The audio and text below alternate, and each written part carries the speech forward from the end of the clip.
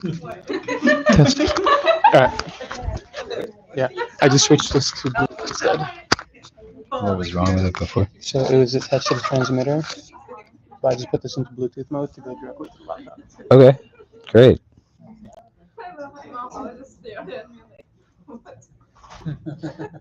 I mean, you're like removing hijabs from people's heads. And you're,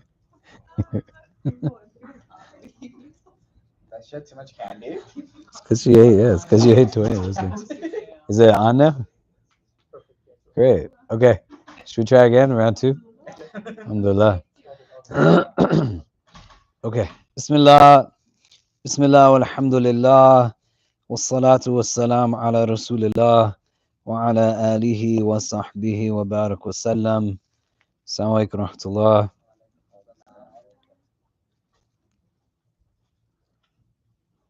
So, just to quickly recap again, last week we were discussing some of the methods of persecution that were utilized in particular by the elite of Mecca against the early community of Muslims in the second phase of prophethood.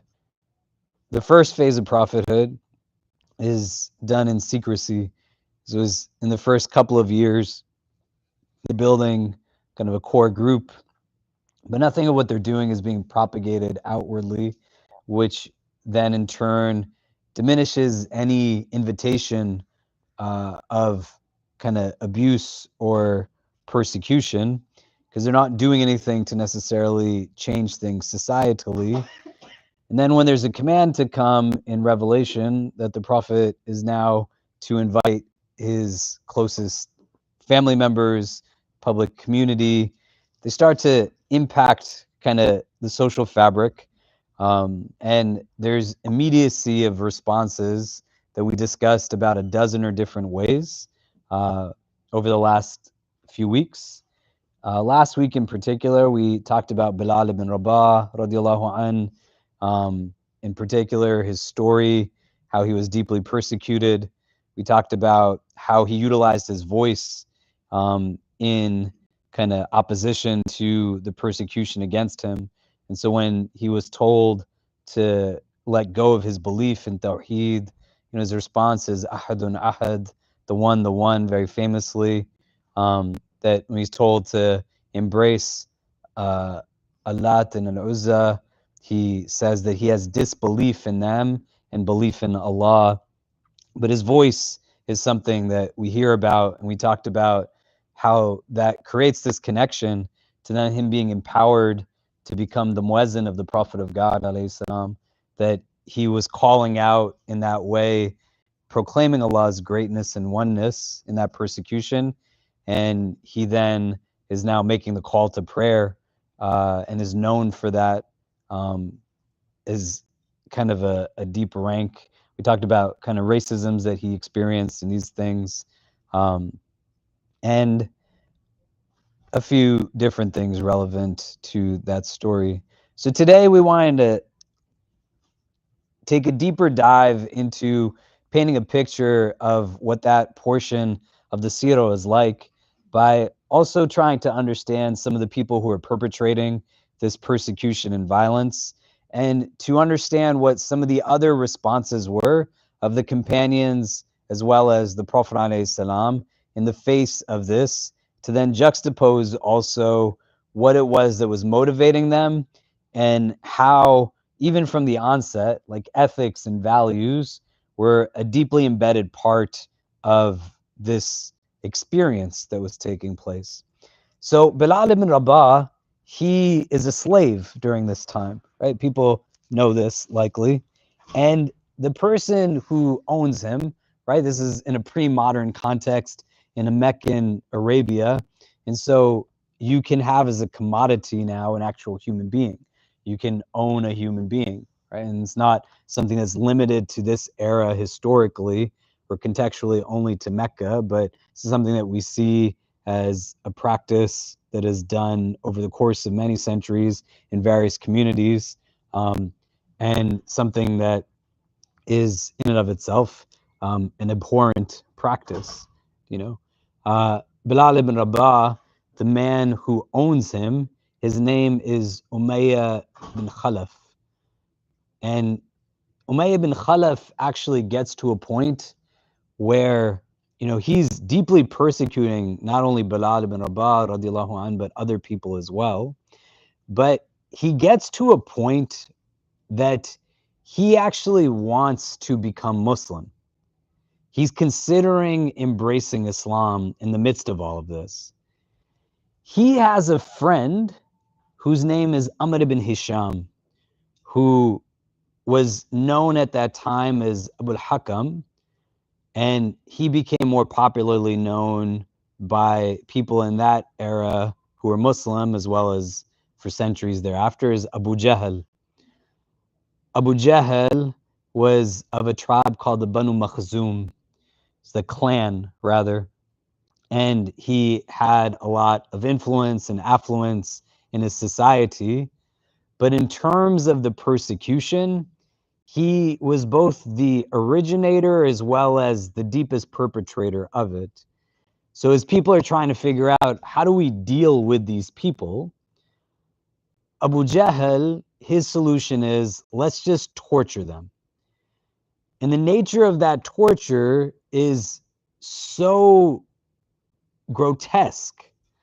It's happening in public settings, very vividly described in the hadith. And he's good friends with this man who owns Bilal ibn Rabah. So when he says, I think such and such about Muhammad, his message, Abu Jahl tells him, you can't go down that route. You're from the elite. You have this stature. You're this, you're that. And he influences him to now leave behind this idea. And then he says to him, let me put this man Bilal in his place. And he starts to do some of the torturing that we talked about last week. These guys had other people as well that came from lower standings in society and did not have a lot of their own affluence. The majority of the people that were persecuted initially, they were people who were either slaves, they came from lower classes, didn't have the protection of a clan. Women were deeply persecuted also. So you remember when we talked about Khadija radiallahu ta'ala anha some months ago, and the realities that take place in the society that are not just classist and racist, but also deal with challenges around gender and these types of things that were impacting her in particular, as well as others.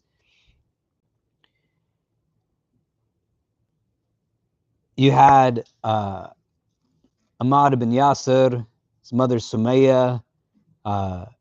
She is amongst those who is persecuted and martyred in this religion. There is a woman by the name of Zunaira who Abu Jahl used to persecute and beat like very hard. And he beats her so much that she actually loses her eyesight. When he tells her, consequently, like announcing to people, that because of her denial in Allat and Al-Uzza, they've taken her eyesight away. And even in that state of blindness, she can't see. Like, she is without the ability to see. She says that it's not Allat and Al-Uzza who did anything. Allah is the one that's in control. And he is the one that has the capacity to give me my eyesight back. And there's narrations that say that the next day, Abu Jahl sees Zunaira and she has her eyesight back miraculously. But her trust is in the divine. But for the purposes of this conversation, Abu Jahl, he engaged in this form of physical violence to this extent that this woman was literally beaten blind. You imagine how much you have to hit someone to make that happen. There was others then who started to follow suit. This was the whole idea, that he's setting an example, And what's getting challenged now is a social standing that we didn't see before, that Abu Lahab, we talked about, was adversarial, but he was mocking and insulting and hurting in those ways. And he was doing this to his nephew primarily. Nobody else really said anything when Abu Lahab would speak up and be in this way. Abu Jahl interjects now a different level of engagement of persecution that starts to exemplify to others and give them permission to do this as well. So Umar ibn al-Khattab, who is not Muslim at this time, he has a servant by the name of Lubayna, who's also a Muslim woman. And Umar used to beat this woman so hard that he would literally exhaust himself. He'd get tired. And when he would get tired, he would say, "Don't think I'm being lenient on you. When I get my strength back, I'm going to start again." We want to be able to understand how this kind of mindset begins to build itself up. The reality of a dehumanization that takes place not in a vacuum, but it's already a society that perceives gender, race, class, lineage, these kinds of things as markers of success, goodness. It's not that different from a lot of societies that we see around us today, too. We can only interact with people that come from certain backgrounds and not others. We can't have people that share tables with us, eat meals in our home. We can't be married into certain families or be in a place where we entertain the ideas of people from certain backgrounds. You want to think about this in the levels of reality, that these are things that become characteristic of Jahiliyyah, right? An age of ignorance. And there's characteristics that are often kind of not understood as identifying variables of that era. And this is one of these things. And you see how it is that they now look at people of certain backgrounds to this place. If you remember last week, I said there was 3 ways that they essentially were dealing with people. The people who were elite, they were mocking them, verbally abusing them. The people who were business people or merchants, they would boycott them. They would impact them economically. And the people who were in lower classes, the ones who had no authority or power, they were just like beating, abusing, physical harm in a lot of different ways. Abu Jahl was one of the biggest perpetrators of this. He had a known kind of reputation, and there wasn't anybody that was necessarily stopping him. We want to think about what we know of him as a person.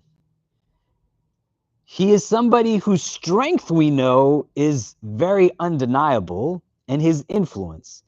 Because you remember the dua we talked about some weeks ago that the Prophet makes, because they're being just destroyed as a community. And he makes dua to Allah for people who can bring izzah to Islam, right? Did we talk about that in the Seerah class? Yeah, we did, right? So this is a dua. Allahumma izza al-Islam bi ahabba rajulani ilayk, Amr ibn Hisham. Who's this man? Abu Jahl or Umar ibn al-Khattab. The dua is accepted for Umar ibn al-Khattab, but the other person that the Prophet is making dua for is Amr ibn Hisham, meaning he has a similar capacity to be able to now leverage his affluence and influence and turn the tide against those who are persecuting these people.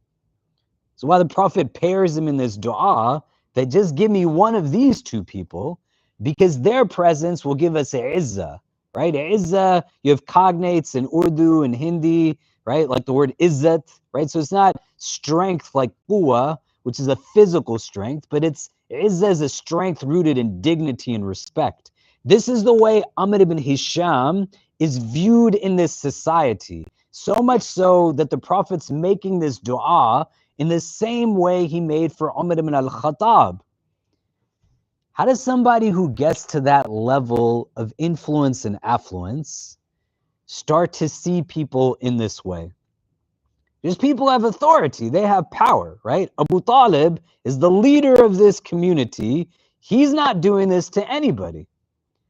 Abu Lahab is his brother. He's doing this in their own family. They have these differences.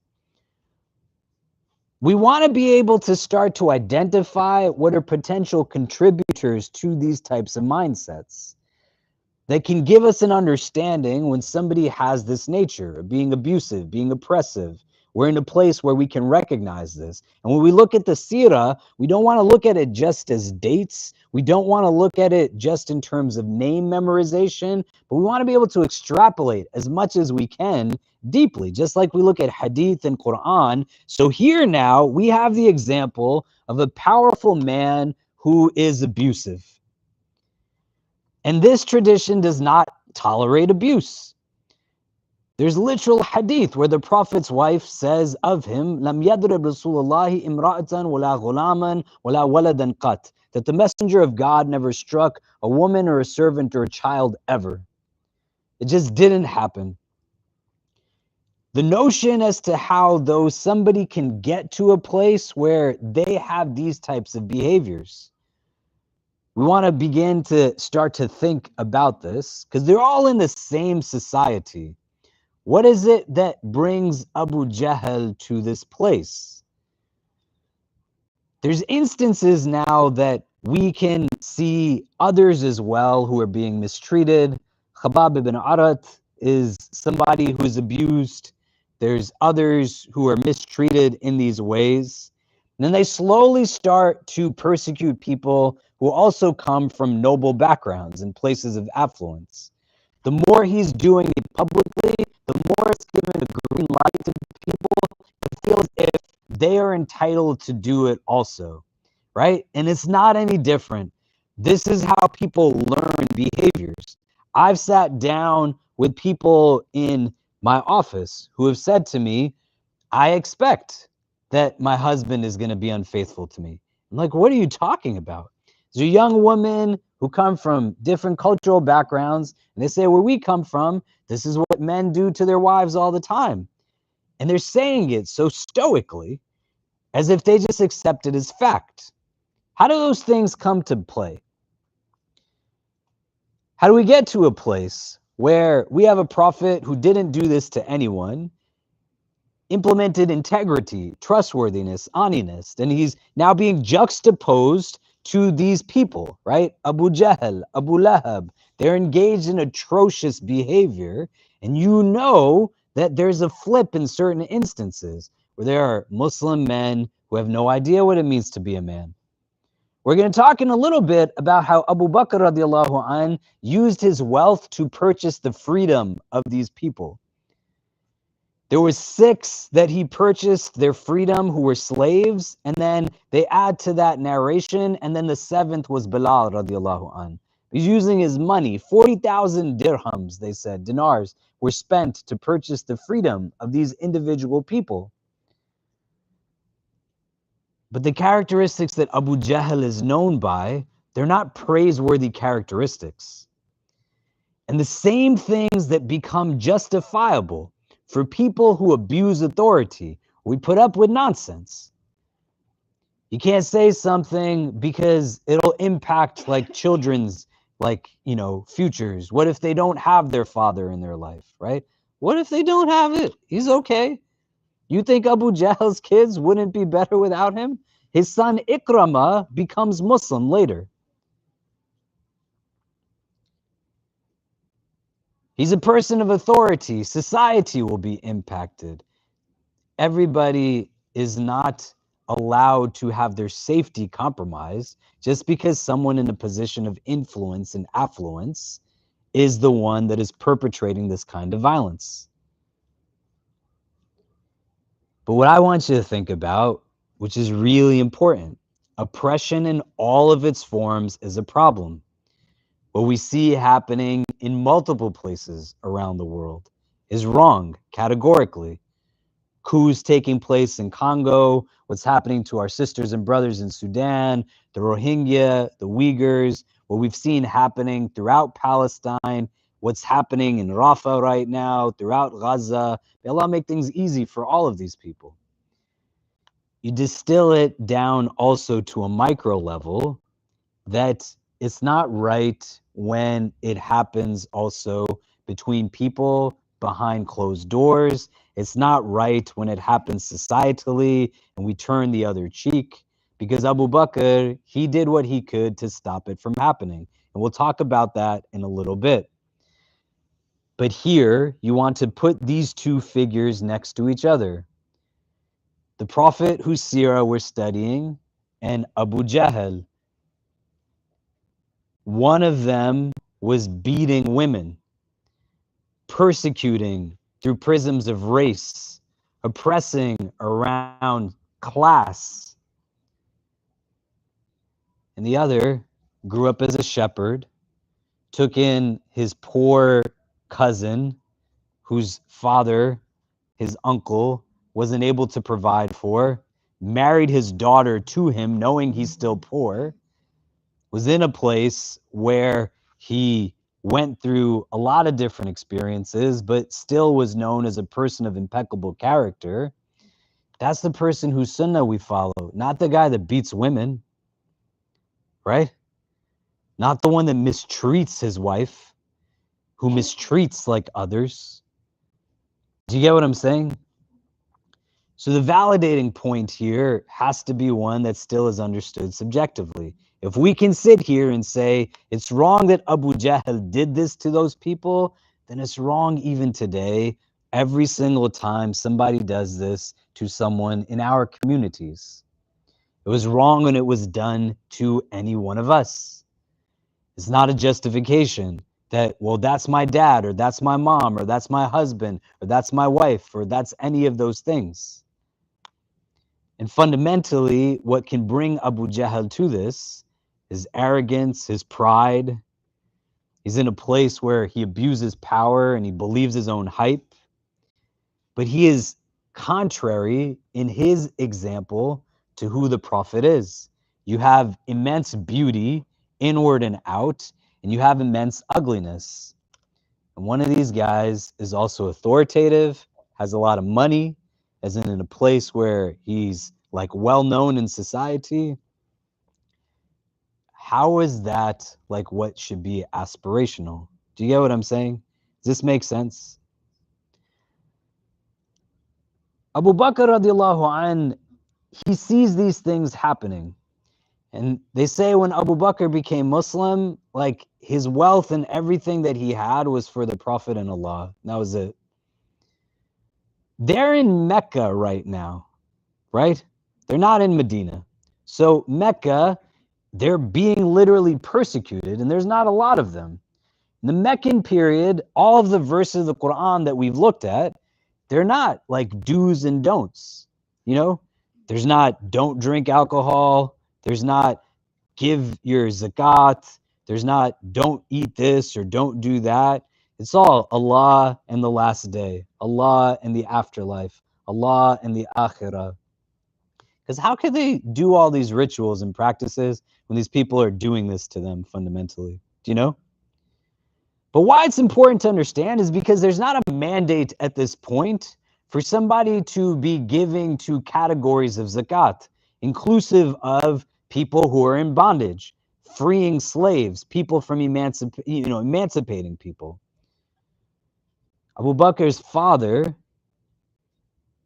he says to Abu Bakr, if you're going to set slaves free, why don't you purchase some like young, strong men who they're going to have your back?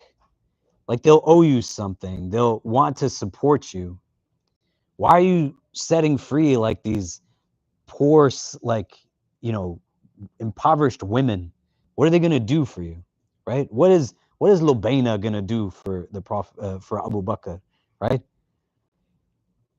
When Umayyah bin Khalaf is asked about setting free Bilal ibn Rabah by Abu Bakr radiallahu anh, he is like denying the amount of money that Abu Bakr is offering, and he keeps increasing and increasing and increasing. And Umayyah says, like, at the end of the transaction, had you, offered me something less, I would have gone with something less, laughing at him. And he was like, had you offered, like, wanted even like thousands more, He said, I would have paid for him, like for what this man is worth. Do you know? Why is Abu Bakr doing this? Because he's not required to. There's no obligation. What is it that's bringing him to this is an important thing to be able to understand. So what I'd like for you to do is turn to the persons next to you. Why does Abu Jahl behave the way that he behaves? And why does Abu Bakr behave the way that he behaves? Do you get what I mean? Like, what brings you to see the world in these ways? And you want to think, right? Because giving zakat can be like a very mindless act. You just write a check and you don't even think about it. Or it could be a spiritual act. And this man, he's not even giving out of requirement. Do I have to do it? Right? And Abu Bakr literally bankrupts himself multiple times for the sake of others and for the sake of this community. But he just keeps like doing it again and again. Do you know? And you want to be able to pick up on these things too, because when you have within a Sunni understanding of Islam, the kind of lofty state of Abu Bakr and how he is distinct from other people have money at this time, right?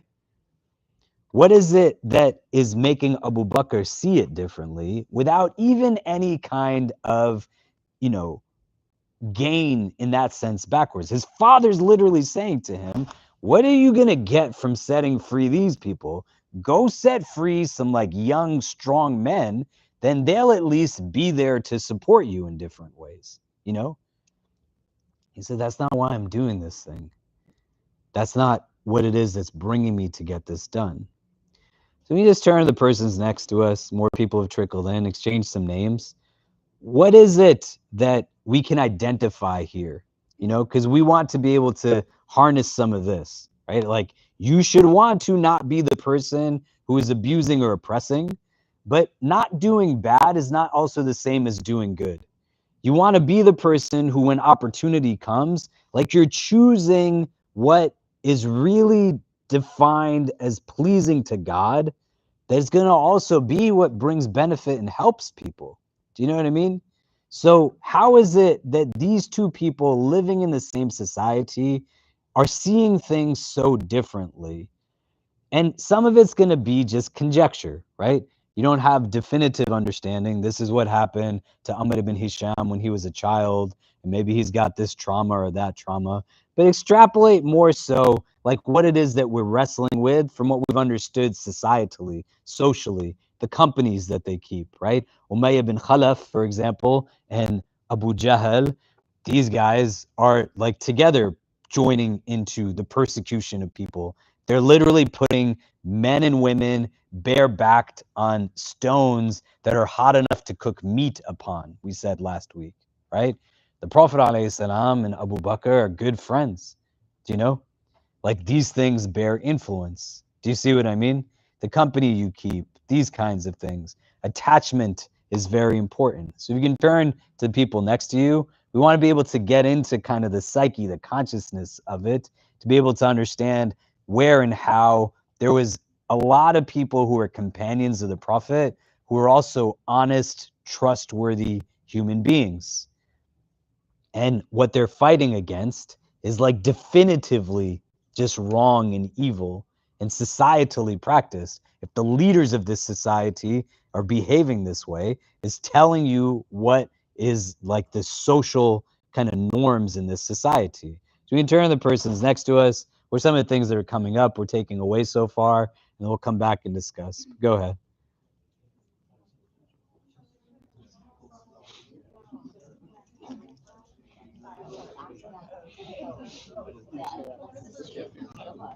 Is it not working yet? It's it's working, but I hear like beeping.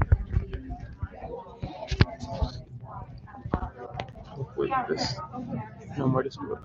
There's like slight beeping. You can keep this in your pocket.